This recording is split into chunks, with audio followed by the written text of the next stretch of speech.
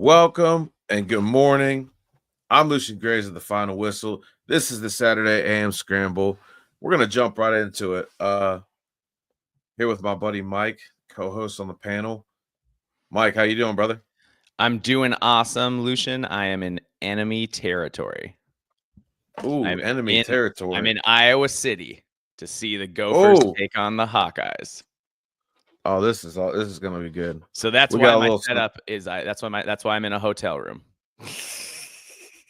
Hey, we respect the fact that you follow the team that faithfully. Get to A one lot of road teams game every year. And this sounds like an important one. We're gonna let you take that a little bit later in the show. Yep. But without further ado, we're gonna jump right into it. Thoughts from last weekend?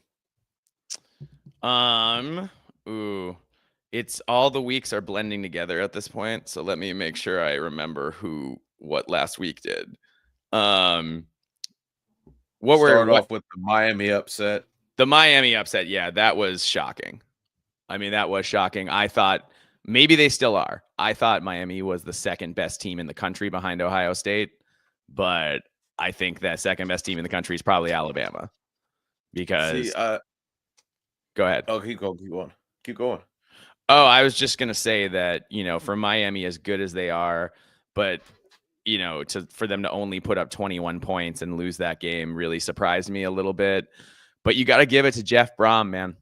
Jeff Brom they call him Big Game Brom for a reason, because he is a giant killer. We see that, at Purdue, they would knock off one or two teams every year they had no business beating. And at Louisville, he's continued on the same path.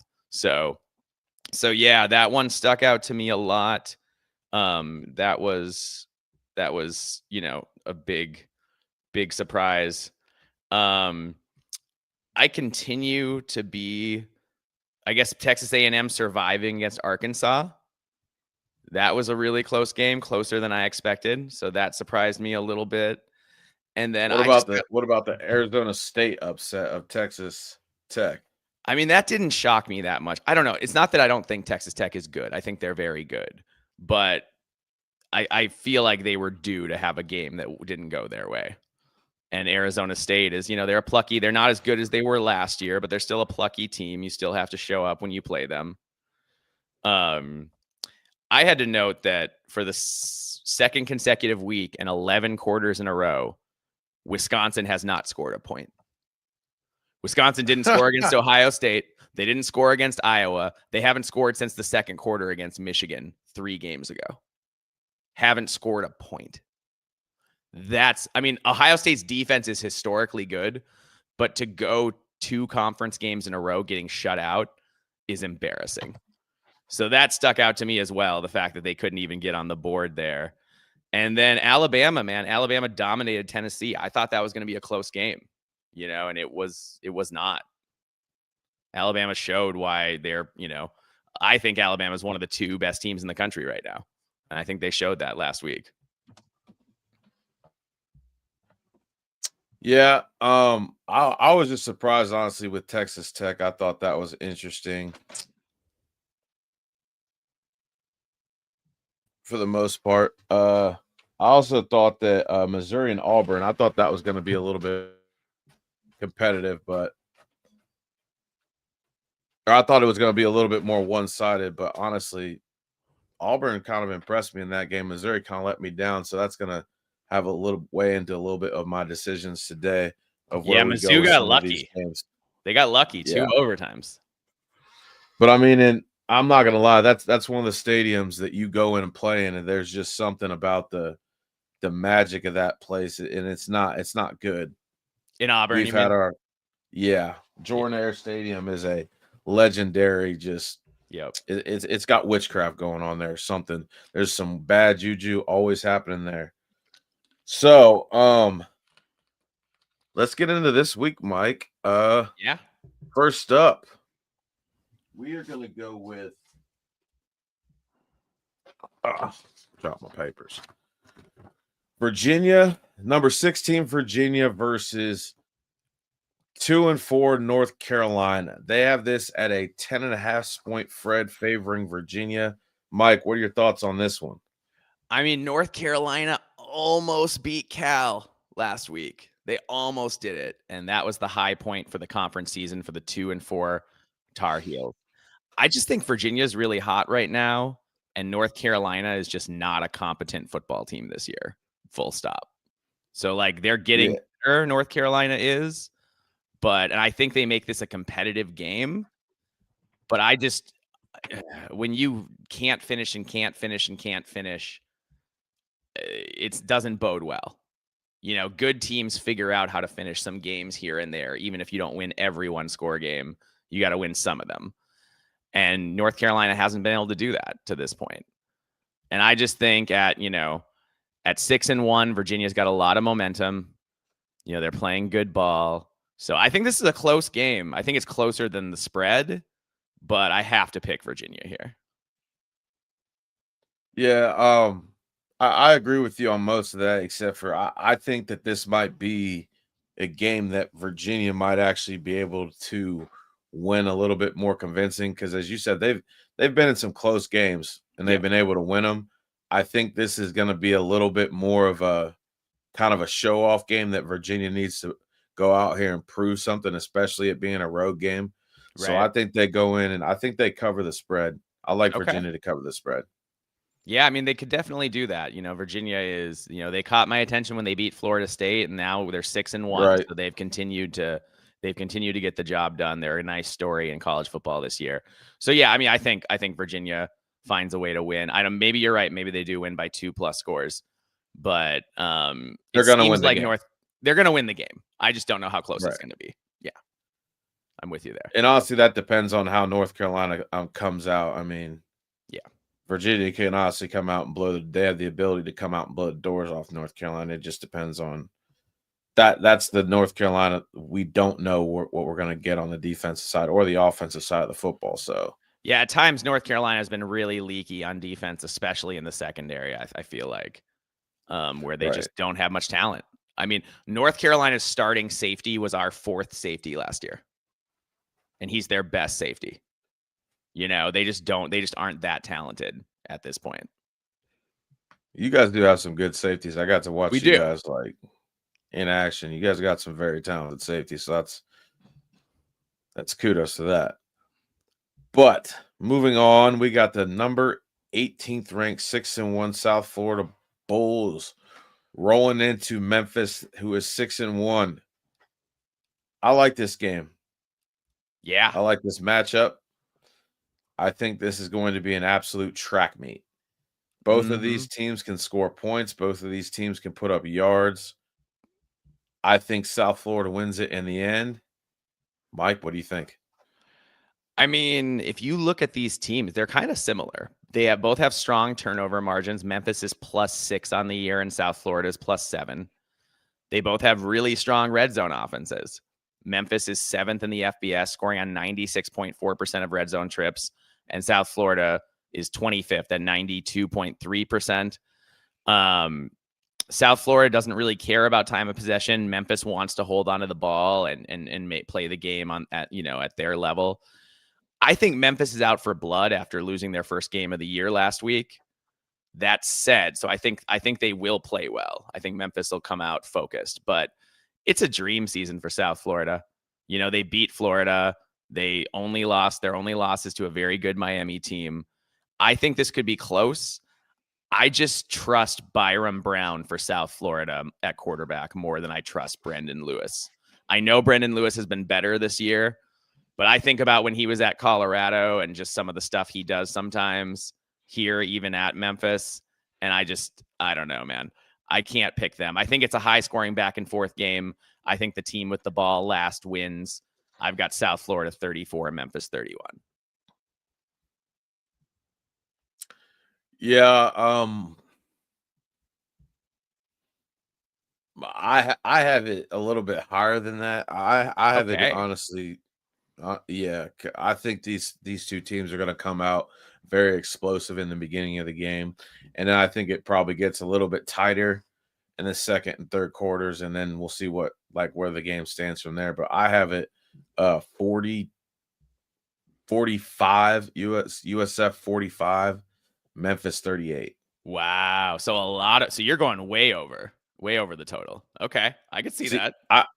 Because both of these teams are out to prove something, and I don't think either of these coaches are going to hold anything back in this game because of the implications within the conference in this game going forward.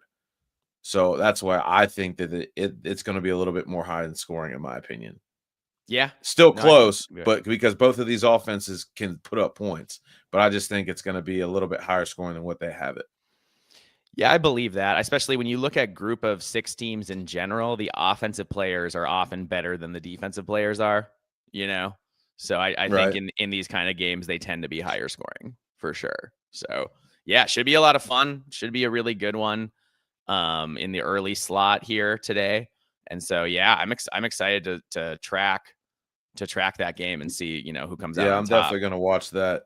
Because whoever wins that game has could be the team who makes the playoff out of the group of 6. Exactly. And that's why I say they're not going to pull out. They're going to pull out all the stops because they know the implications going forward from this game. So, yeah, for sure.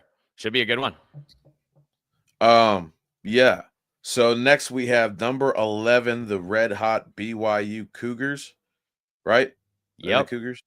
They are. And the Iowa State Cyclones. This is going to be a very interesting game. Mike, what are your thoughts? I know you like both of these teams.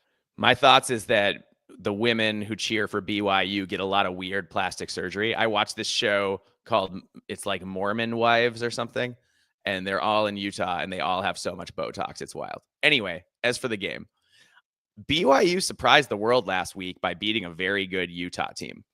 I thought Utah was going to win that game. Up until that point, BYU hadn't really played anybody who was that good. They had a very favorable schedule up to that. But this week, they got a real challenge, just like last week. Bear Bachmeier has been a good story at QB for BYU this season. But I think the undefeated run stops today. Iowa State's a very strong team. I think they find a way to gut out a win at home today. Both these teams can score points. I think they both will. But I think that home field advantage gives the edge to Iowa State. So give me the Cyclones 34-27. I don't think, BYU might have a little bit of an emotional hangover. That Civil War, that's their big rivalry game. Or sorry, the Holy War. That's their big rivalry game, BYU, Utah. I think they pulled out all the stops against Utah. I could see them coming out a little flat today, and Iowa State, finding a way to take advantage of that and win a narrow victory. I agree with you. BYU, I mean, like last week, I thought Utah was going to win that game. And BYU shocked me. They impressed me. They're tough to pick against. But Iowa State, I was looking at these conference standings, and if they want to stay relevant, this is a have to win game. Oh yeah, have to. So to me, I was originally going to go with the Cougars because coming off that momentum, I feel that they could use that. I'm not sure if they're going to have that hangover, but being as young as they are, I'm not going to be set. Iowa State, they're kind of more of a veteran team. They're at home. They know the implications of this game, so give me the Cyclones in this to cover. I'm gonna go with the Cyclones in this. I gotta say, we got some good comments on the chat. Food Fluent Marketing said, "Where is Mike broadcasting from, and has he eaten bacon yet today?" Those are both good questions. I haven't eaten bacon yet today, but I plan to in between this and the game, having some bacon. That's important. We are playing for a bronzed pig, and I am in Amana, Iowa, just about 25 minutes from Kinnick Stadium is where I'm broadcasting from today. So yeah, just wanted to answer the chat there. I absolutely love that. Oh yeah, it's been fun. And Van, no, we didn't cover the age gaps yet, and that I think we didn't do that. But moving on to the Big Ten matchup of number 23 Illinois versus 5-2 Washington. Mike, I like this matchup. What do you got for me, my Big Ten expert? This is a great matchup. I mean, what you have here is two of the best quarterbacks in the Big Ten in Damon Williams and Luke Altmaier. You've got some of the best receivers in the Big Ten in, Illinois has Hank Beatty and Washington has Denzel Boston and the freshman Roebuck, who's been a revelation this year at receiver for them. So he's been really exciting to watch. The problem Washington has had this year is that their offensive line can't run block. They have a fantastic running back in Jonah Coleman. He's a really good player, one of the best running backs in the Big Ten. I know this because he was last year. But they can't open any holes for him. They can't get him going at all. And that makes Washington kind of one-dimensional. It's kind of, can Damon Williams scramble and make a pass or scramble for first downs, So I do think that Washington is more limited on offense than Illinois is, because Illinois can at least run the ball a little bit, So, and look, I'll be fully honest with you. I don't want to see Illinois make the playoff. I don't want to see Illinois make the playoff before we make the playoff. And if Illinois wins today, their last 4 games are really, really as easy as you could get in the Big Ten, whom they play. So I think Illinois pulls this out. I do, I think the Illini defense steps up and contains Damon Williams. Maybe not all the game, but at least in the second half. I'm sure he'll get going and get his in the first half. But I got to pick Illinois here. I think it's close. I just think that Luke Altmaier is, arguably, he may not be Fernando Mendoza or Julian Sayin, but after those two guys, I think Luke Altmaier is the best quarterback in the Big Ten. He's a senior. It's all riding on this for him. I think Illinois needs this more. Damon Williams is a sophomore. If they don't make the playoff this year, he's got a couple more cracks at it. Luke Altmaier, this is it. This is as good and he might play in the NFL, but he's probably not going to be a starter in the NFL. So this is the year if Altmaier is going to get it done and do big things. So I am picking Illinois to win this game close, but I will be cheering for Washington because I don't want to see Brett Bielema and Illinois make the playoff before us. They're a basketball school. Can't have more basketball schools from the Big Ten making the playoff. We already had Indiana make the playoff last year. Tired of basketball schools doing all this winning in football. So I am picking Illinois to win, but I will be cheering for the Huskies. Go Huskies. I'm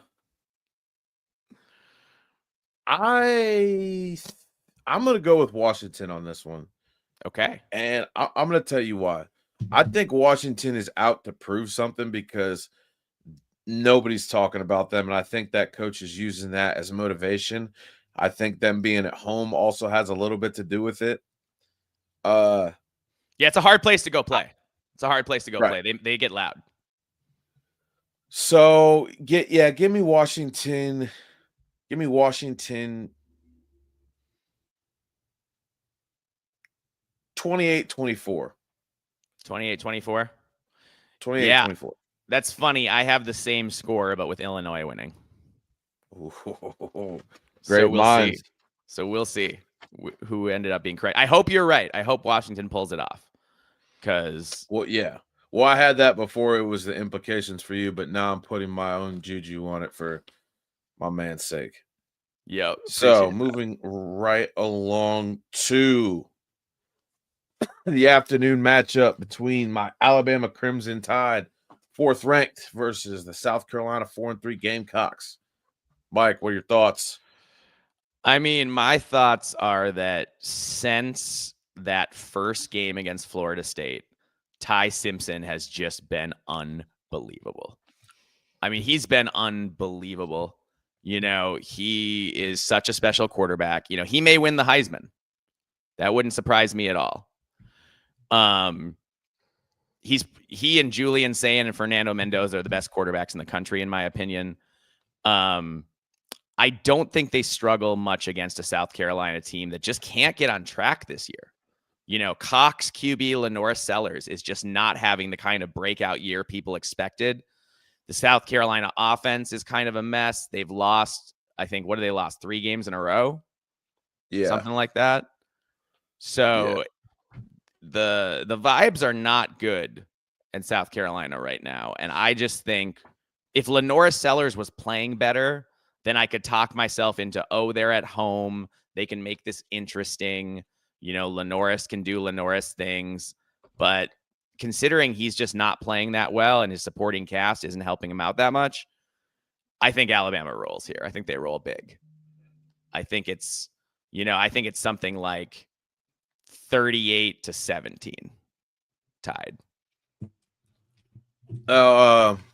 They do have some very, very imposing athletes.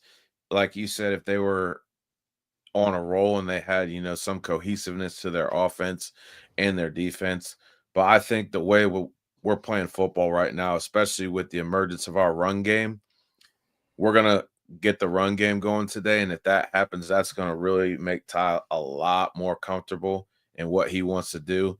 And if he's got time to sit back there, I know they got one of the best pass rushers in the nation, and Dylan Stewart and Thomas Davis Jr. So they do got some pass rushers, but if they don't get the tie, then it's going to be all bad news, because we got some receivers that can not just push the ball downfield, but that can work their way down the field.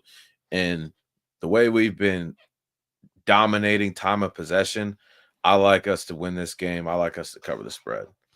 It is interesting, isn't it, that Shane Beamer always has great defensive linemen for some reason. It seems like they're year in and year out, they're really good up front on that side of the ball. Yeah, they are. I'm not going to lie about that. They are. But I don't think they can hang with you. I don't. I think it's close for like a half, maybe if South Carolina can get something going right away. But yeah, I just don't think this is going to be that competitive a game. I think Alabama rolls on and, are likely going to be the number 2 or 3 team in the nation come next week when the new AP poll comes out. I think if everything goes as planned today, I think you're going to be right in that one. But we're not going to spend any more time with my Crimson Tide. We're going to move on to the Baylor Bears taking on Cincinnati. This is going to be a very interesting matchup. Cincinnati is a 3.5-point favorite, but the total is 67.5. So this is going to be a very, very high-scoring game, they think, and I completely agree. But I think the Bearcats are playing great football right now. Mike, what are your thoughts? My thoughts are that I never thought I would see a Dave Aranda coach team be this bad on defense. I mean, they're bad.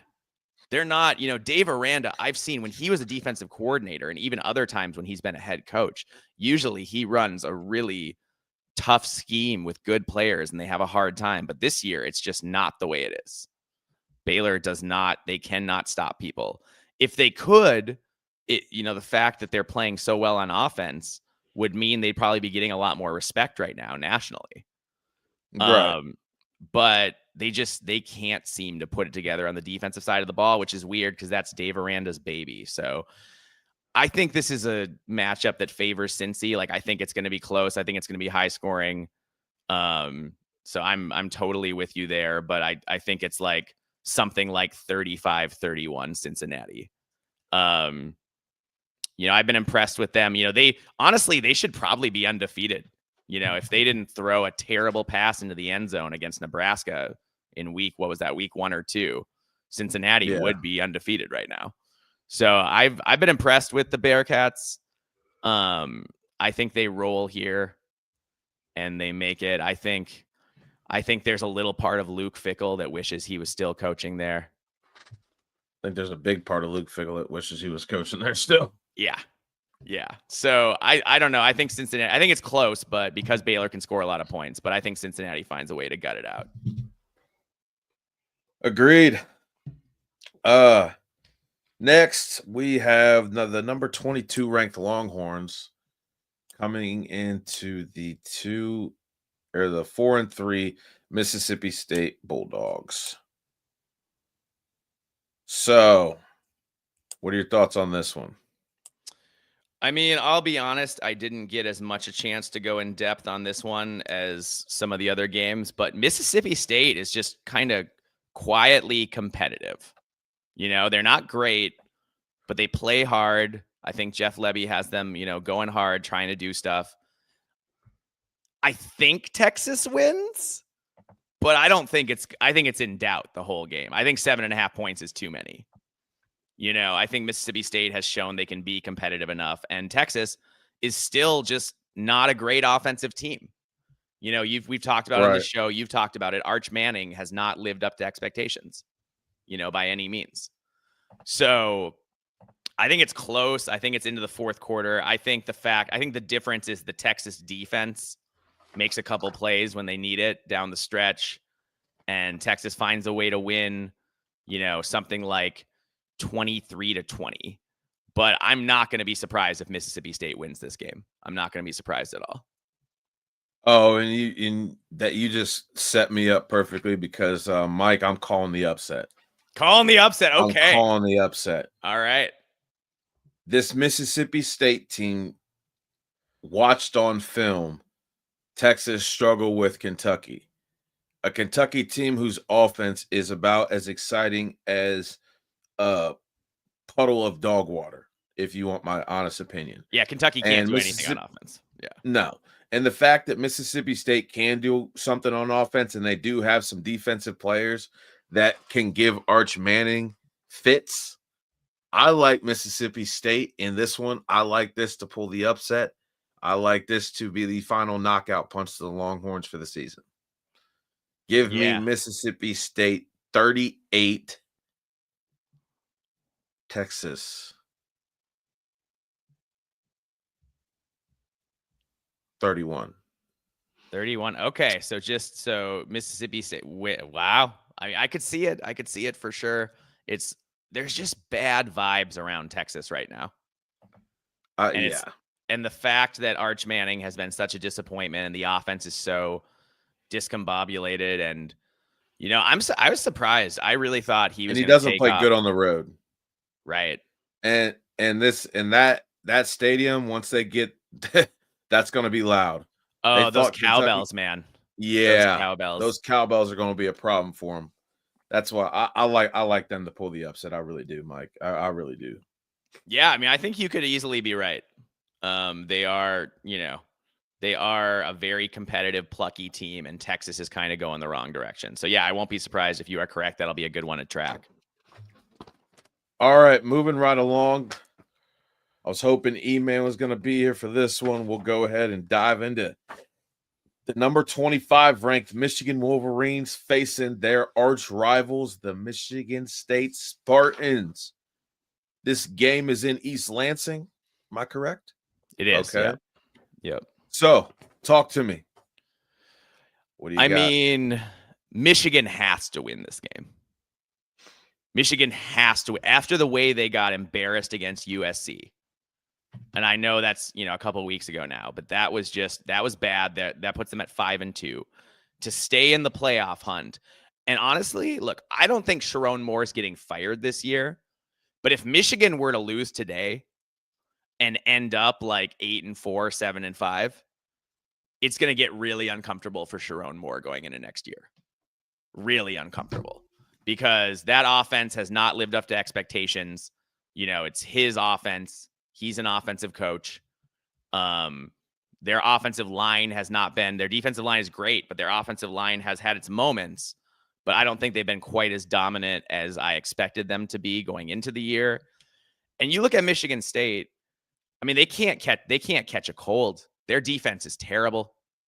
I mean, just absolutely awful. And it's surprising, because I do think Joe Rossi is a really talented defensive coordinator, but for whatever reason, he had all that success at Minnesota, but since he's gotten to East Lansing, it's been a disaster. And Sparty flat out doesn't have the players. They just don't to, make this competitive. Jonathan Smith, he's got Aiden Childs. I think Aiden Childs is pretty good. Nick Marsh at receiver is a really nice player. So I think they can score some points that way.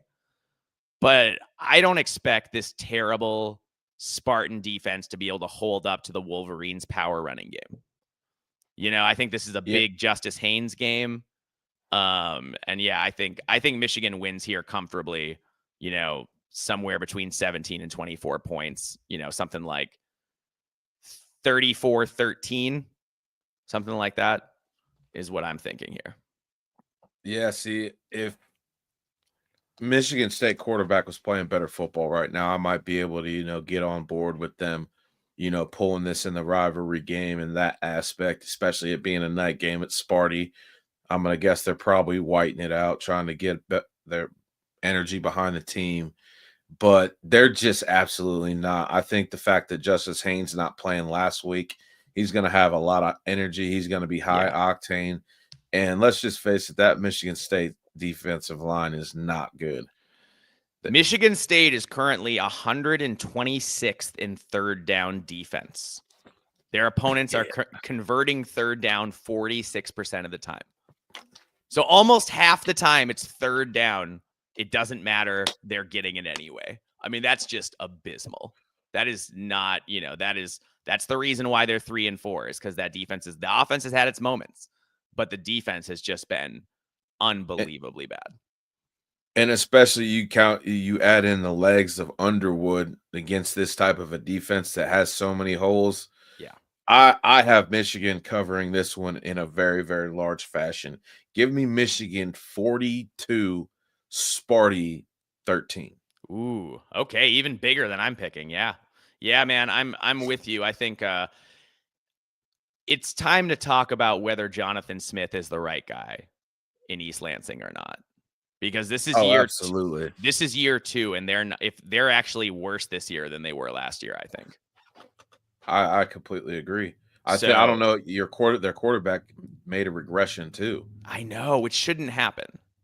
He should be getting better, not worse. Because he's a talented guy. Aiden Childs has a lot of talent. He's got a live arm. He can, he can do a lot of things out there. We've seen it. He can scramble around, extend plays with his legs. But he's, it's hard. You're not getting any help. The offense isn't coherent, and then the defense is just a sieve. So it's just not very good in East Lansing right now. Michigan State need to find something. If they're going to have a chance in this game, I think Michigan State needs to throw the ball downfield and hope they can get ahead and play from ahead instead of from behind. Because if you get behind against this Michigan team, then they start to just kill you in the trenches, both sides of the ball. Yeah, if somehow Michigan State can just gash Michigan early, they're not necessarily equipped to come back. Yeah, exactly. Offensively. So, that's a great point. Let's hope. Because I think Michigan has to make statement wins. I think if this game's close, there's going to be a lot of talk about more going forward, especially if he has a lot more close games and loses some games. But, yeah, I have Michigan winning that big. Next. And the Big Ten has to be careful, too, because, James Franklin got fired and Deshaun Foster got fired, and we're down to Sharon Moore and Mike Loxley as the only black head coaches in the Big Ten out of 18 teams, which is not good enough, honestly, frankly. So I hope Sharon Moore can turn it around. Especially we play Sparty next week. So beat them up, Michigan. Beat them up hard today. All right, moving right along. We got the number 17 ranked Tennessee Vols straight off getting smoked by the Crimson Tide last weekend versus the 2-4 ever struggling bottom of the barrel Kentucky Wildcats. Mike, talk to me. What do you got? I think Kentucky's ready for it to be basketball season. That's what I think. I mean, they're 2-4. The season's gone off the rails. They can't score any points at all. Honestly, I'm surprised it's only an 8.5 point spread. That's my biggest surprise with this game because I think Tennessee is going to be able to score points, and I just don't think Kentucky is. I don't think that's going to go great. I mean, Kentucky is 105th in total offense, 108th in passing, and they run the ball okay, but their defense isn't anything to write home about either. They're 70th in the FBS in total defense. Whereas the Vols are, 5th in the FBS in offense, and their defense is bad. So Kentucky should be able to score and move the ball a little bit, but I just don't think Kentucky has the weapons to go toe-to-toe with Tennessee for 4 quarters. So I think Tennessee wins this one big. I think it's like 38-10 or something like that. I don't think Kentucky can hang around at all in this game. I'll be surprised if they do. I think they have this spread like this because they're not really sure of the health of Aguilar and their starting running back. Oh, okay. Well, if Because Aguilar both of is them- limited, that changes things for sure. Because his neck was messed up at the end of last game, and I know their running back was hurt too, banged up too. Okay. So that might have a little bit to do with it, just the unknown of the backup. But Tennessee definitely has the advantage as far as weapons on the outside, and they still have one of the best pass rushing attacks in the nation. I mean, even though they were limited to getting sacks last week, but they're still in the top 5 in sacks. So I look for Tennessee to cover this. I think it's going to be at least a 2-score game. Give me Tennessee 35, Kentucky 14. All right. Yeah, moving right along to the Big 12, our Big 12 matchup. Houston's going to take on the red hot giant tumbling 24 ranked Arizona State. Mike, talk to me. What do you got on this one? I mean, I think this is a good game. I think it's back and forth, but I do wonder Arizona State put so much into that game last week. They put so much into winning that game. I'm afraid they come out a little flat. So I think that, and if you look at that also, Arizona State is 117th in third down percentage on offense. So if you can get them into third and medium or long, you can stop them. It's just a matter of executing on first and second down. I think Houston, Connor Wegman's having a really good year overall. 11 TDs to just 2 picks. He looks good. Dean Connors is, running the ball well for them. And, Amari Thomas, he can play too. So I just think Arizona put so much into that 26-22 victory over Texas Tech. They, Leavitt played great and all that kind of stuff, and things kind of went their way. Houston had a little bit of a nail biter, the last time they played too, but I don't know. I don't have a strong feeling about this game. I think it could go either way, but I'm gonna pick Houston to pull an upset here, and with I think they get out to an early lead, and I think that's enough to hold on late. Yeah, I definitely think that the hangover is going to play a major factor in this game, especially it being a late game. Yeah. I think that Houston has clear goals. I think that they're a team that can identify what they did wrong and improve on it from week to week. I like Houston in this one to cover. I like it, but it's going to be an interesting game. It's going to be a wacky game. So give me Houston 38-27. It's also a time clock game, because it's starting late at night, mountain time or whatever. Like I do think Houston potentially that hurts them a little bit, because we've seen this year, Lucian, especially in the Big Ten, where there's so much traveling across the country. The teams that have to travel across the country and play either late or early. So I think if you have to play, like if your normal time clock, you have to play at 8 p.m. or later, or like 10 a.m. or earlier, I think it's hard. I think that's hard to do. Definitely. So I think that's something to pay attention to in this game as well. All right. Moving right along to our top ranked matchups of the week. These are the games with both teams are ranked and have playoff implications. This game got a whole lot more interesting in the last couple days.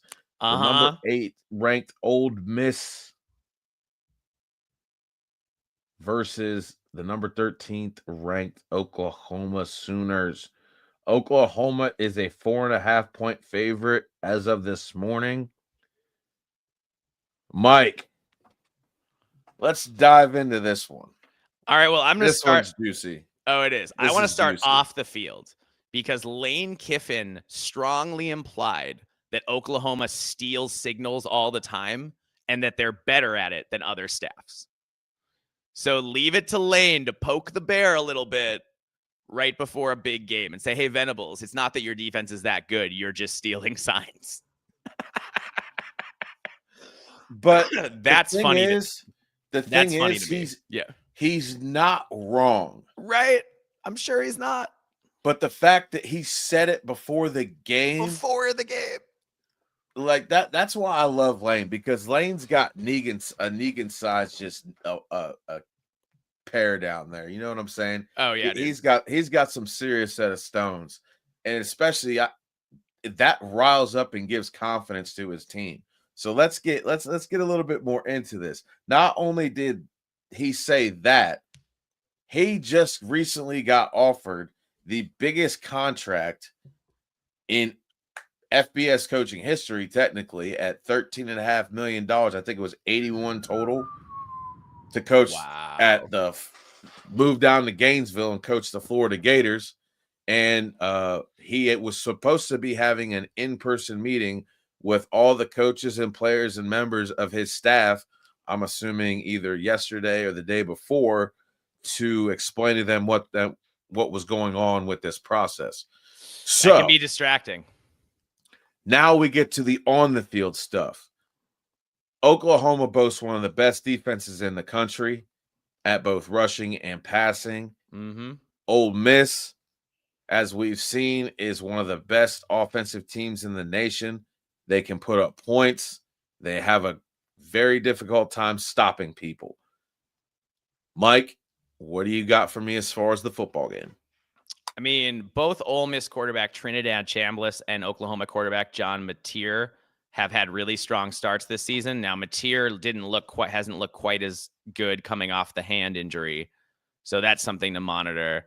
But this Brett Venables defense is averaging 4 sacks a game, so that'll be a factor. You know, can Oklahoma harass Ole Miss all game and keep them from getting into an offensive rhythm?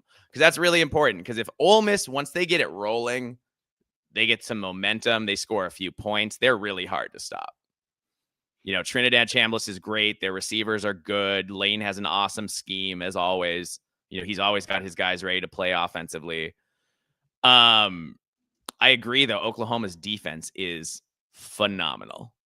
I mean, those guys ball out, and it's what you expected from a team that's coached by Brent Venables to be that elite defensive team. When Oklahoma, when he took the job, this is what they envisioned. It's kind of like Bob Stoops before people forget, before Lincoln Riley arrived to be his offensive coordinator. Bob Stoops was a defensive coach. You know, I think he won a national championship 13-2 game. So Oklahoma's back where they want to be defensively. I think if Oklahoma's going to win, they have to win the turnover battle, because I don't trust their offense as much as I trust Ole Miss. I think Ole Miss wins here, but I think it's really close. I just think that the Rebels are on a roll. I think they make one more play late and win this game 27-21. But I won't be surprised if Oklahoma wins. This is going to be a great, great game. I like Lane calling his shot. Mm-hmm. And I trust Lane, and he's got the weapons to do it. He's got the weapons to be a thorn in Oklahoma's side. He wouldn't have made those comments if he didn't think he was going to win. And I really do think that they got some players that are going to put Oklahoma in some bad positions, and Lane's got the ability to make that hurt. So give me Ole Miss to win this one. And then absolute fireworks going forward. But because I think that he explained to his team what was going on, and I think they all are going to be on the same page and be able to go in and do what they need to do. Hopefully it's not a Matt Rule at Nebraska situation. Right. Where the distraction clearly got to them a little bit. Right. Moving right along, I think this is probably the game of the week to me. College game day's there. You got 15th ranked 6-1 Missouri at the number 10 red hot Vanderbilt Commodores. What do you got on this one? Oh, I think this is a really good game. I look at these two teams and they're kind of mirror images of each other. College game days in town. I'm sure it's going to be a crazy scene. These teams are really evenly matched, in my opinion. There's a reason they've won. They both have dynamic quarterbacks. They both play pretty good defense. They're both scrappy. They're both not traditional SEC powers who have risen up and recruited better and done better in the NIL era than they did before, which is kind of the story of all of college football, which is why it's so exciting to have games like this and not just have, the same teams winning big every year all the time. So the thing about Mizzou is they won in overtime last week in a thrilling game. So I wonder if they come out a little flat after such an emotional win last week. Now, college game day is there. That might and the scene should be crazy. So that maybe stops that from happening. But I think it's something to note if Vandy gets up early. But look, I'm not betting against Diego Pavia. I'm just not. Not at this point. Even against Alabama, obviously Alabama won the game, but Pavia did some stuff and Vandy did some stuff. Alabama was clearly the better team, but they didn't run Vanderbilt off the field or anything, and where they are right now, Diego Pavia has not been shy about saying he expects to make the college football playoff this year. He has been very clear that is the expectation within the Vanderbilt program. And if Vandy's going to have a chance to make the college football playoff, they have to win this game today. So give me Vandy. I think it's going to be high scoring. I think something like 34-31 or 37-34, something like that. I think it'll be wild. I think we see somebody score on defense or special teams. I think it's going to be madness. Absolute. It should be a really, really great game. All right. So you got two senior graduated transfer quarterbacks. Yep. You got transfers on both sides of the ball filling up. You got both coaches with probably the most eccentric personalities in college football as far as opposite sides of the spectrum goes. Mm-hmm. You have two quarterbacks that are absolute knife fighters when it comes to a street fight. Mm-hmm. This game is going to come down to who flat out wants it more. And to me, I think what wins this game is the quarterback and what he's able to do against the pass rush. That's why I am going to, against my better judgment, pick against Vanderbilt. Oh, okay. For two reasons. Number one, I think they have one of the best pass rushing tandems in the nation. And we were able to expose Vanderbilt a little bit on the outside. And we do not have the elite pass rushers that Missouri is going to be sending. Sure. I also think on the other side of the spectrum, they have probably one of the best running backs in the country in Ahmad Hardy. I think that they understand the temperature of this game. I think the fact that they won in a close game against Auburn last week is going to give them the confidence to push past Vandy in a close one. So give me Missouri, something very, very close. I don't think it's going to be that high scoring. Give me Missouri 24. No. Give me Missouri 25. Vanderbilt 19. Those are both hard numbers to get to, 25 and 19. So you're really but calling your shot here. Yeah, that's what I'm saying. With the turnover, it's going to be something. Somebody's going to get a safety. Yep. Somebody's going to get a safety because both of these quarterbacks like to move out of the pocket, which means the ball's going to be out. And both of these teams have pass rushers that like to swipe at the football. I just think it's going to be probably this potentially has game of the year implications, even though it's not a top ranked matchup. But as far as I think this is going to be a hit for a hit till zeros go hit the clock. And there's not very many football games where you can say that. I don't think this game is going to end in a kneel down, is what I'm saying. I think this game is going to absolutely end in fireworks. I think there's going to be fireworks throughout the whole game. And if Vandy wins, they're certainly going to set off some fireworks when that game's over. I would almost guarantee that. Well, actually, I'm not really so sure because something that the coach said that they actually asked him about that after the last big game they won. They're like, after the Alabama game last year, we figured that we're actually a good football school, so we expect to be good football teams. Sure. So that's why there hasn't been that much of a parade after they win. So it's going to be interesting to see the reaction. But on the other hand, if Missouri goes in there and handles business, I think that place is going to get pretty rowdy. Oh, great game. Sorry, I'm going to miss it, but I am going to TiVo it and watch that later. Yep, we're in the same boat there. Yeah. This game though, the nightcap. Number 3 Texas A&M versus and the undefeated third-ranked team in the country versus number 20 5-2 LSU. Mike, I know you love this coach. Tell me about him. What do you got? What do you got? I think this could be Brian Kelly's last game at LSU. I think that's possible. I think it's on the table. LSU absolutely needs to find a way to win this game. But the problem is, as good as the LSU defense has been, their offense is just broken. They can't run the ball. They're putting all the pressure on Nussmeier to do everything at quarterback. And that's hard. It's hard when you don't have a running game that can help you out. In a league as tough as the SEC, you need to be able to take a little pressure off your quarterback. On the flip side, though, A&M playing with fire. They were very close to losing to Arkansas last week. Very close. A lame duck Arkansas team.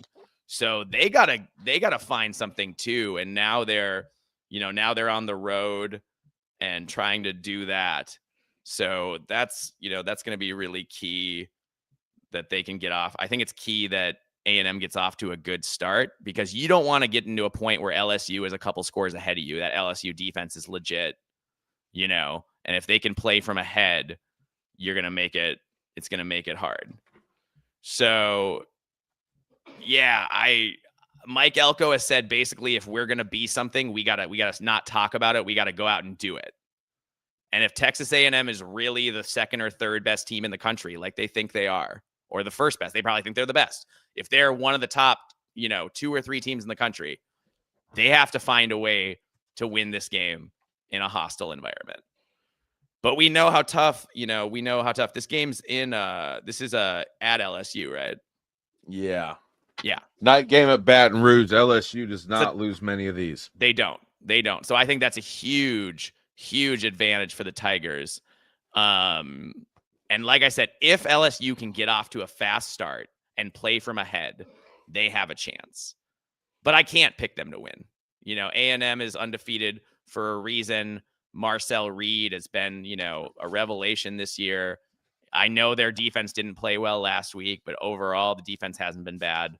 So, I like seeing Brian Kelly lose, but this is not because of that. This is, I expect A&M to go out and take care of business, but I think it's close. I think it's really close.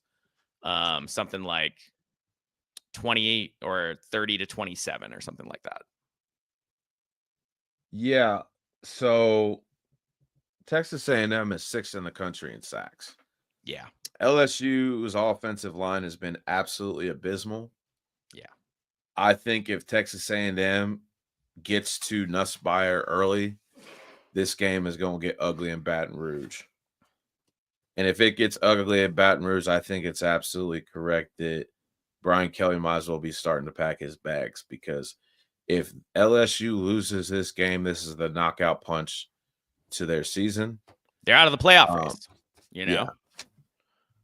So, and it's interesting to, I mean, not that LSU is probably going to make the playoff. They still have to play Alabama and Oklahoma on the road, both of those games. But yeah, if Brian Kelly's going to keep his job, he's got to find a way to win today. He does. Because otherwise you're looking at 7-5. And 7-5 at LSU is unacceptable.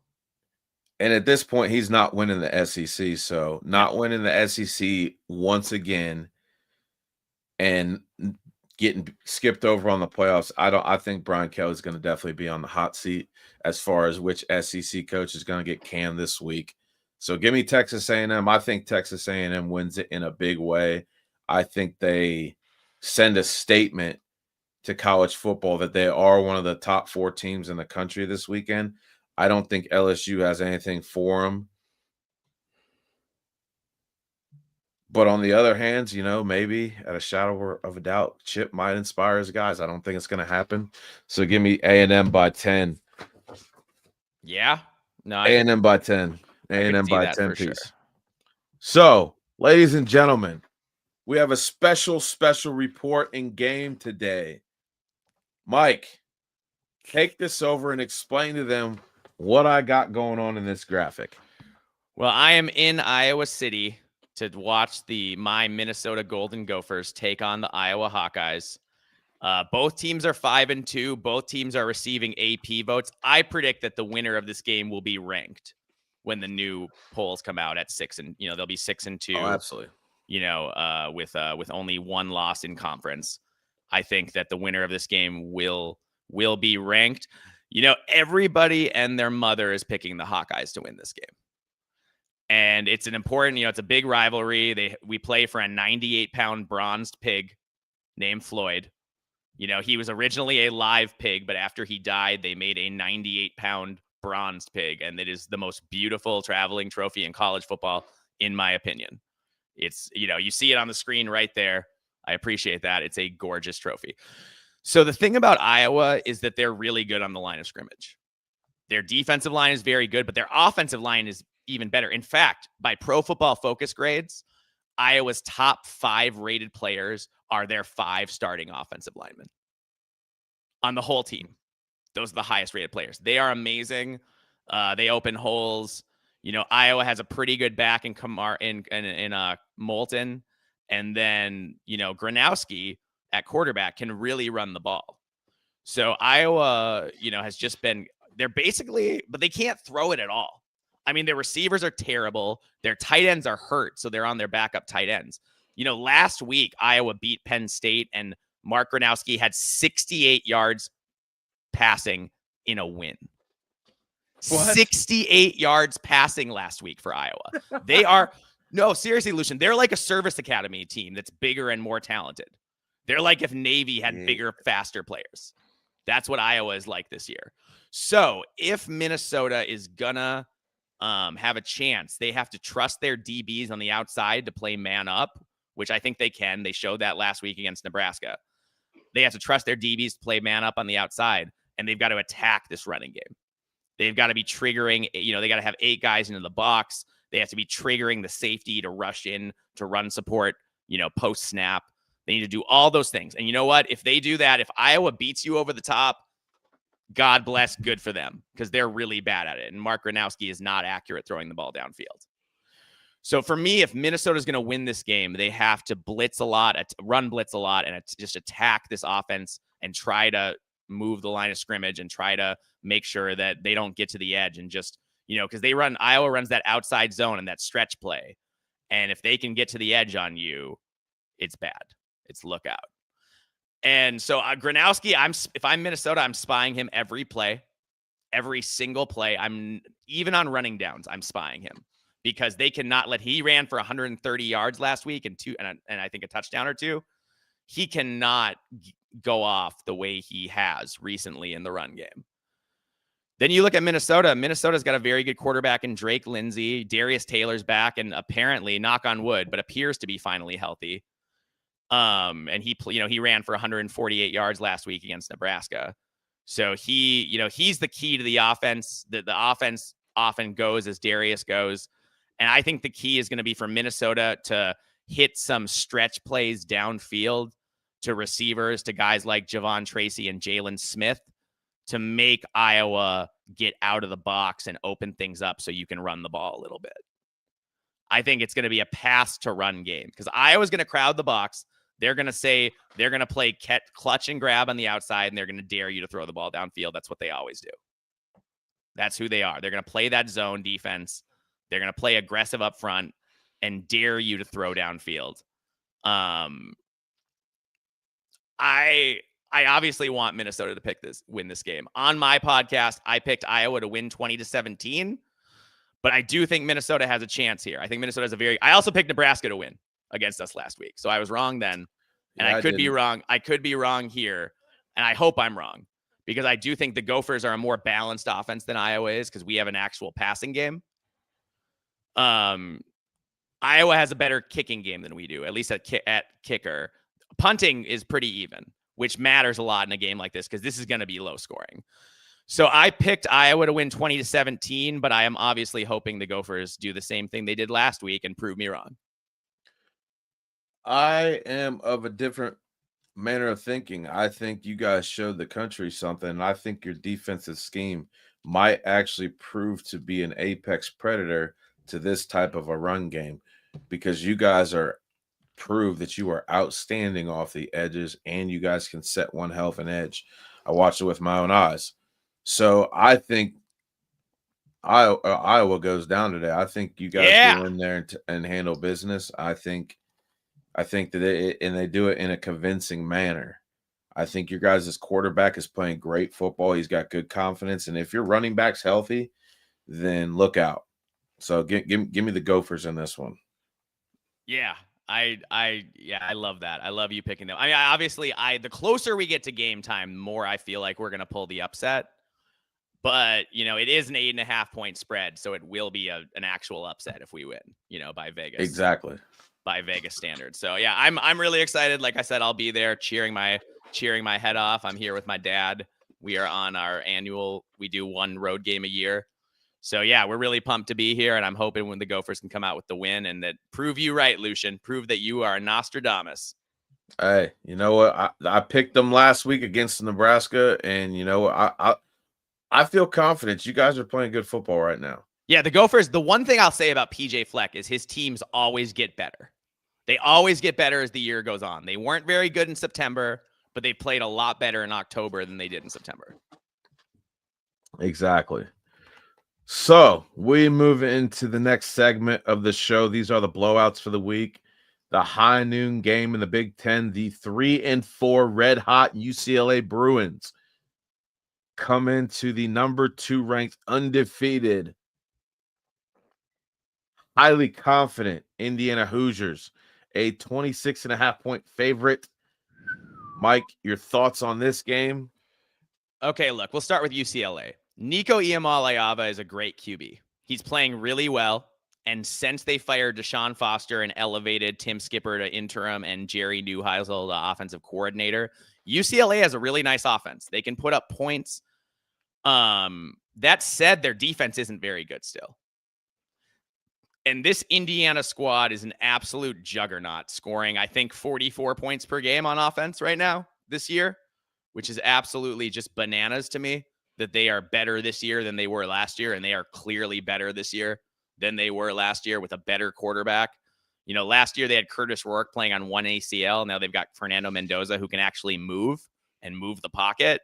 And that has helped them a lot. Elijah Surratt is the best receiver in the country that nobody talks about. I mean, he's unguardable. Doesn't matter who they're playing. He is unguardable. You can't do anything about him. Omar Cooper is a pretty good receiver as well. Indiana can run the ball a little bit too with Black. So I want this to be a close game. I'd love to see, this be a close game and Indiana, make it UCLA make it interesting, but I think Indiana can kind of name its score here. I think UCLA will score some points, but I think it's like 41-17 Hoosiers. I mean,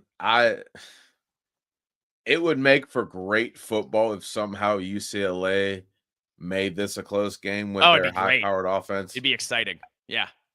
And, I'm even going to watch a little bit because this game's at noon, but I just think Indiana's playing too hot. Signetti knows that he can't have any close games the rest of the season. True. So, yeah, I like Indiana to buy this big. Yeah. Moving right along, you have the ACC matchup between Syracuse and Georgia Tech. Tech is a 16.5-point favorite. What are your thoughts? I mean, I think that, you look at, despite the win at Duke last week, Georgia Tech's two-headed rushing attack of Jamal Haynes and Malachi Hosley both struggled. They combined for just 52 yards rushing against the Blue Devils, which was about as bad as they've done this season. But Haynes King, man, still ran for 120 yards from the quarterback position, including a game-clinching 28-yard touchdown run with just over 2 minutes left in that game. Syracuse was a lot more competitive before starting quarterback Steve Angeli, tore an Achilles. Right. And they just aren't the same team without him. So, if Angeli was still playing, I could talk myself into this being a close game, but I don't think, I think they look lost without him. And Georgia Tech, just keeps getting better and better. So I think Haynes King, Jamal Haynes, and Malachi Hosley all have big days running the ball. And I think, give me the Ramblin' Wreck to win this game 31-13. Georgia Tech, they had that scare against Wake, but other than that, they have played really well this year. And you have to give Brent Key a lot of credit for what he's building in Atlanta. Yeah, I'm definitely going Georgia Tech to probably win this more than it is. I think Haynes King actually puts a couple scores through the air today against the Syracuse defense.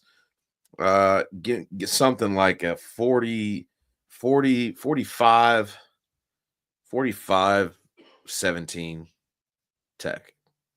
Yeah. All right. Moving on to Texas Tech, number 14th ranked after taking their first L last week versus the 1-6 ever struggling Oklahoma State Cowboys. I think this one's pretty cut and dry because of what the spread is. Yeah. I think Texas Tech is going to put one hell of a beating on the Cowboys after taking that L last week. I think they respond in kind in the most aggressive way. I think they hang a 50 piece today. Yeah, there have been some teams like UCLA, who we just talked about, who fired their coach and have played better since then, but Oklahoma State is not one of those teams. They have been just as bad without Mike Gundy as they were with Mike Gundy. They're 123rd in third down defense, allowing opponents to convert over 45% of the time on third down, which is abysmal. And you look at the flip side of that, Texas Tech is 16th in offensive third downs, converting over 50% of third downs. Over 50% of third downs.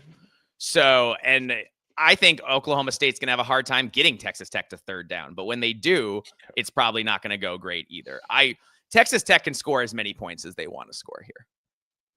It's just going to depend what kind of message is Joey McGuire trying to send. Is he just trying to get out of there with winning like 31-10, or does he want to put up 40 or 50 points? I think if he wants to put up 40 or 50 points, he's going to be able to put up 40 or 50 points. This Oklahoma State team is done. I think they've thrown in the towel. I think they're toast. Agreed. Moving right along to another team that I think is about dead in the water as a, floating animal in the ocean. You got the 2-5 Wisconsin Badgers going into the 6-1 Oregon Ducks. What are your thoughts? My thoughts are that Wisconsin didn't score last week against Ohio State. They didn't score the week before against Iowa, and this game before that, they haven't scored. The last score was in the second quarter, so they haven't scored in 11 quarters. Make it 15 quarters. I think Oregon pulls the shutout. I think Wisconsin goes 3 games in a row without scoring a point. Oregon is still out for blood. They're still angry about that Indiana loss a couple weeks ago. They want to. And here's the thing. If Dan Lanning is going to get in a playoff seed that he wants, he's pretty much edged out of the Big Ten title game because it's going to be Ohio State and Indiana probably, right? So Oregon desperately wants to be that next ranked team in the Big Ten. They want to have as high a playoff rating as possible. So I think Oregon needs to be scoring, needs style points is what I'm saying. Them losing to Indiana means it's not enough for them to win. They need to win big. I think about when Urban Meyer, obviously it's not a 14 playoff ever anymore, so it's not quite the same thing. But I think about when Urban Meyer knew he was fifth at Ohio State and TCU was fourth, and then they beat Wisconsin 59-0 in the Big Ten title game, which got them to the playoff, and then they won the national title. Right. So style points. Yeah, style points. So I think Oregon is going to take no prisoners here. I think it's the spread is 31.5. I think it's something like 42 or 41-0. I mean, Wisconsin's quarterback cannot see the field. He threw against Iowa. He threw 2 passes directly to defensive linemen who were 5 yards away from him. I'm not convinced he even looks at his reads. I think he snaps it, gets the ball, and throws, and doesn't look to see who's there. So expect Oregon to score on defense at least once today, in my opinion. Oregon has to win this big. Yeah. Oregon has to win this big. I think they hang a 50-piece on them. Yeah. It could be a big day for Noah Whittington at running back, Right. Because Wisconsin can stop the run a little bit, but I think Oregon's going to get ahead by so much they're going to want to run the ball. So I think Oregon gets ahead by passing the ball, and then they start running the ball. Agreed. Now, this next one, we have 3 and 4 Stanford versus 5-1, number 9 ranked Miami. Miami is a 28-point favorite, and I think they're going to get it. I think they're going to need to bounce back in a big way from last week's heartbreak and surprisingness. I don't think Stanford has the athletes to make this close. No. Stanford's not talented. They're plucky. They play hard, but they are not talented. And Miami, the best thing for Stanford is if Miami had won big last week. But Miami lost last week, which means they're going to be out for blood. So, yeah, I think Miami can name its score here. And they didn't have a sack last week. So Ruben Bain did not have a sack last week. So right. So he's going to want 4 of those this week.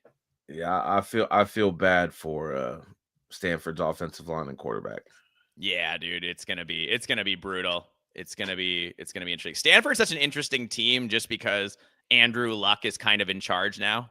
He's the GM essentially of the program, which is interesting for a guy who quit the NFL in his prime to come back to be involved in football at the college level. I think I don't know. He's a fascinating character to me, Andrew Luck is. But that said, yeah, well, I think a lot of that had to do with his injury too. Yeah, that's fair. That he was hurt badly enough. He didn't want to get hurt worse. I get that for sure. But yeah, I mean, Miami, this is going to be a big game. I think you're right in that Ruben Bain goes off. I think Malachi Toney can do what he wants in this game. And yeah, this is going to be ugly. It could be a shutout. They have to bounce back because if they don't, they're done for they're not going to be. No, this isn't. Yeah. They have to show that they're still a team capable of competing for the ACC and potentially making the playoff. They have to show that today. Well, yeah. I thought, are they really in the? That's interesting. What? Stanford being in the ACC, that's just weird. Stanford and Cal. It's bizarre. It is because that time that's crazy to me. Yeah. Moving on to another ACC matchup, you got Boston College, the 1-6 Boston College versus the red hot, coming off the massive ups. I wouldn't say massive upset, but the upset in Miami last week. The Louisville Cardinals at 5-1 at home. They are a 26.5-point favorite. Mike, what do you got? I mean, I think it's Jeff Brom's world right now, and the rest of us are just living in it. You know, Boston College is a total mess. You know, the Bill O'Brien experiment, you know, has not gone necessarily as planned. Even though I think Bill O'Brien's a very good coach. You know, we saw what he did with when Penn State was coming out of sanctions. I think Bill O'Brien's a decent coach, but you know, Boston College is a small private school with a small alumni base. They don't have a lot of money for NIL. That's the bottom line. Louisville has a lot of NIL. They have good funding. They have players. And Jeff Brom is not a guy, you know, he is not a guy who's going to take anybody that lightly, I don't think. And also, you know, low key, is Jeff Brom going to be up for one of these big coaching openings? Because what he did at Purdue and what he's done at Louisville is really impressive. And I know he's a Louisville alum, so that you know, he might want to stay in Louisville forever.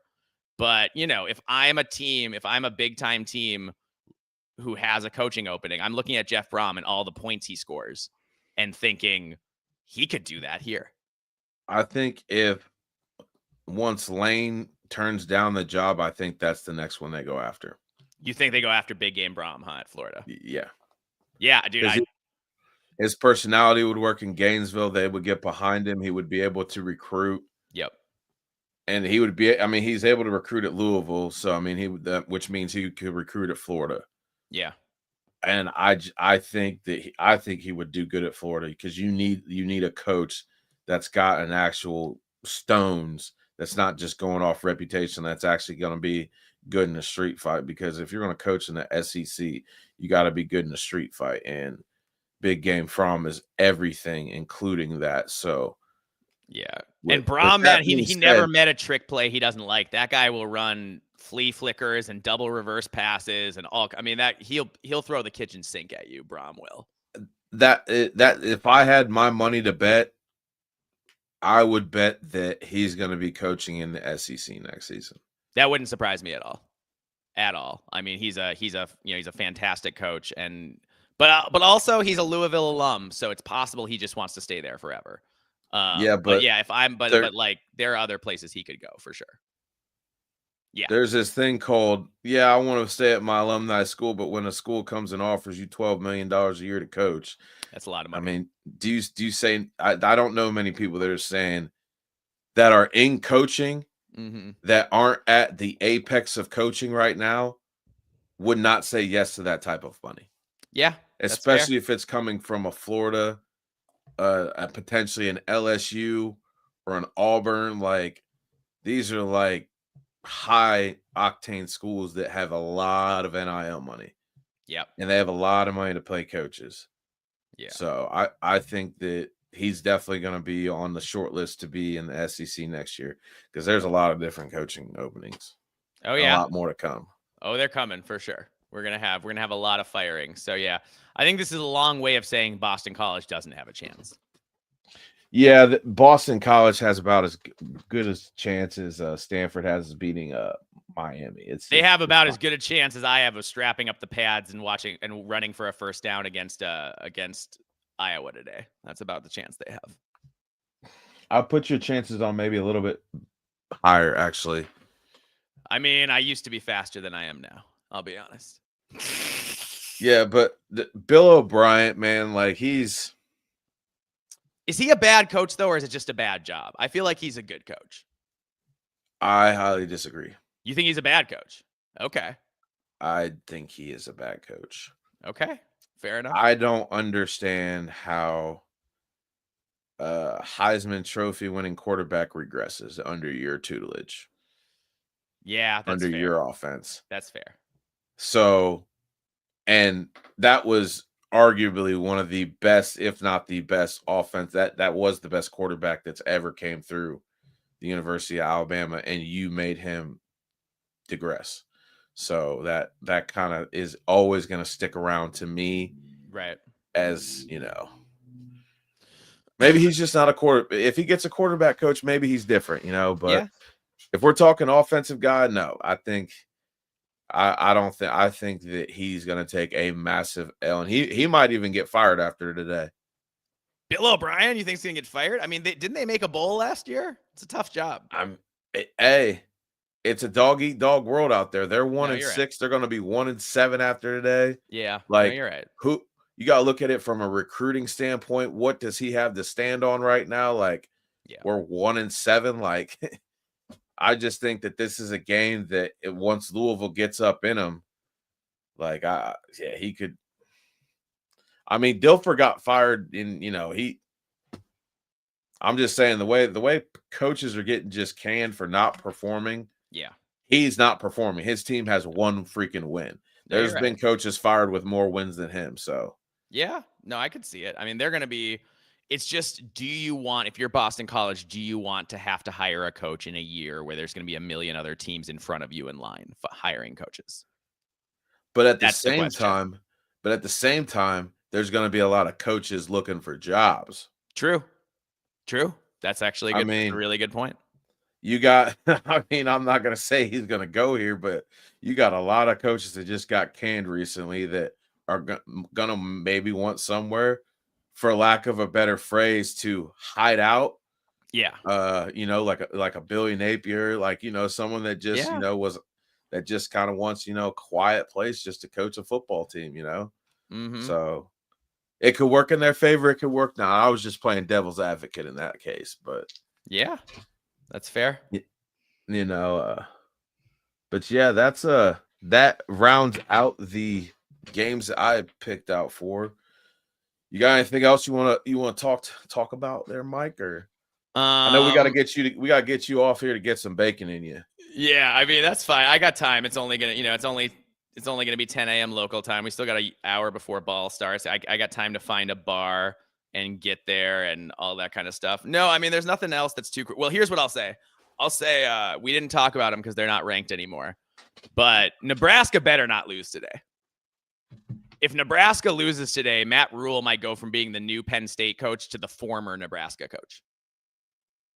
Do you know what I'm saying? They can't lose. They're going to fire him? If he loses today, they'll be 5-3. And they still have, I don't think they're going to fire him, but they still have to play, USC, Iowa. Yeah, they still have to play a hot UCLA, and they still have to play. I know Penn State's bad, but playing at Penn State is never that easy.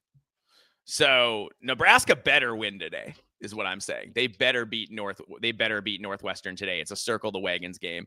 And if you lose to Northwestern, who is a very improved team, but is still not that talented, they're playing well, but they're plucky, but they're not that good. Their running backs are okay, but that's about it, and their defensive line's pretty good. I think Northwestern wins this game. You think so? I mean, so it's a bad matchup for Nebraska in that Northwestern can really run the ball, and Nebraska can't stop the run. So you're right, Northwestern could win, but I'm just saying in Lincoln, the fallout if Nebraska gets embarrassed 2 weeks in a row, the fallout in Lincoln is going to be epic. It's going to be. But funny.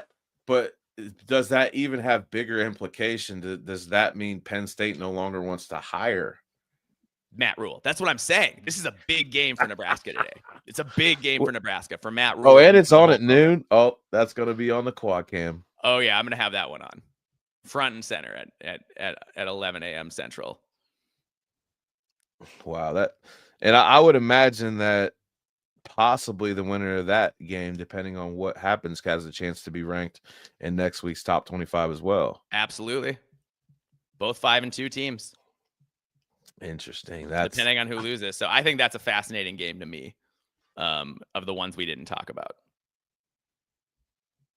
Definitely. David Braun's a good coach at Northwestern, man. He's done well there. They don't recruit very well. but he's done well there. You know, it's hard with their academics. They're really strict. Probably at this point even more strict than like a Vanderbilt in like whom they let in or not. Not saying Northwestern's a better school. Vanderbilt's also a very good school. I'm just saying that I think Northwestern has a hard time getting guys enrolled who are football players, and that, you know, because of their academic standards. Agreed. Just reading some injury reports, see if anything changed in the last couple hours, but yeah, it's going to be a very, very good day for football. I think great day. Great games all day. Potential for some big upsets. It's not going to be a boring week, and it's going to lead up into next week, and next week's we're getting into that part of the season where things are going to start to really, really matter. We're going to see if some of these coaches are worth their money. And over under, see, I think we were under what we said last week of 3 coaches getting fired. We'll end this on over under. We'll say 2 coaches getting fired at the end of this weekend. Mike? Ooh, over under. Can I push? Because 2 sounds right. 2 sounds right. I think Brian Kelly probably gets canned. And then you look at if Auburn loses, does Florida State play today? I didn't even check. I mean, I'm going to guess they do. They've already had like 2 buys. Okay. So like if Florida State somehow loses today, Norvell could get fired too. So I think those are going to be, I'm going to call my shots on those. I'm going to say Brian Kelly gets fired and Mike Norvell gets fired. That's what I'm going to say happens today. I'd say it was Luke Fickell, but Wisconsin has said that they're going to put their money into players and not into replacing their coach. That's what they're saying as of now. So we'll see. That's before the game gets played. Yeah, that's true. A third straight shutout could change their minds there. Yeah, not scoring, as it turns out, is a very, very detrimental. It's bad for morale. Makes the fans sad. Let's see here. Florida State plays Wake Forest today. Yeah, if Florida State somehow loses to Wake Forest, then he would get fired. But yeah, that's probably not going to happen. Wake Forest is 4-2. Yeah, no, they're better than expected for sure. So that'll be an interesting one to track. I probably won't watch that game, but I will definitely, be paying. That's a night game. To it. Yeah. Ooh. It's a night game. Yeah, I definitely might tune into that one. Yeah, I'm with you on that one. I'm going to take the over. I think this might be the weekend you see a couple coaches, especially if they go out there and get embarrassed again. I think Bill O'Brien's getting canned this week. I just got a feeling about it. You think Bill O'Brien's getting fired, huh? I think he's getting canned this week. I think if you get embarrassed like that after, especially when you're 1-6, it's just not a good look. No, Florida State's on bye. They're on bye this week. They are? They are. Yeah. So the Wake Forest is next week. Yeah, must be. Okay. Must be. Yeah. So I could see Bill. You're right. I mean, they're 1-6. If they drop to 1-7, get blown out. Yeah, I could see that happening for sure. And Belichick should get fired, but they're not gonna fire him, I don't think. But he should get fired. I mean, what is he even doing? I mean, if they get blown out, that game's supposed to be close. If Virginia goes in there and hangs like a 40-piece on them, yeah, you never know. No, you don't. People have too much money to just throw it like, hey, I want him out of here. Yeah. And especially the circus, the distraction. I mean, North Carolina has been a competitive team in the last probably decade. They've been ranked. They were competitive under Mac Brown. Teams. They weren't great, but they were competitive. They'd win 7-8 games a year, Right. And they would be a thorn in people's side. And this year they have not done anything to be a thorn in anybody's side but their own. So it's true. I would say I'm going to take the over at 2 coaches getting canned at the end of this weekend. Okay. It's going to be a great week of football. It's getting colder. Football weather. I like that. I like being able to put on the hoodie and the warm socks and doing it. I'm excited about it. I love it this time of year when the weather starts to turn. Definitely. All right. Well, we'll get you guys out of here so Mike can get some bacon in him and we can get the game day started. We'll end the show with our phrases. Mike. Sky-U-Ma, row the boat, go Gophers, beat Iowa. And it's Roll Tide, and it's Cocktober for us when we go into South Carolina today. And have a great day, ladies and gentlemen. See you later. We out here.